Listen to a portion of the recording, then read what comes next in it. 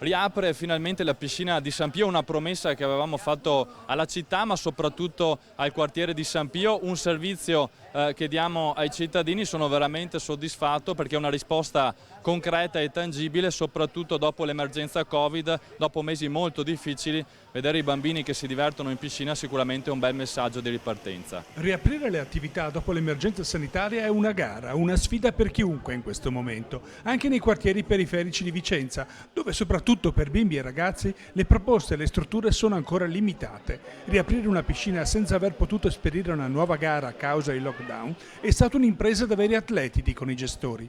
La piscina vuole essere una proposta di aggregazione ai tanti cittadini che per l'estate saranno costretti a restare in città. Non solo durante il giorno, ma sarà aperta 2 giorni la settimana anche di sera, questo chiaramente per facilitare l'utilizzo da parte dei ragazzi e anche per evitare quelle entrate notturne che spesso capitano appunto nelle piscine estive.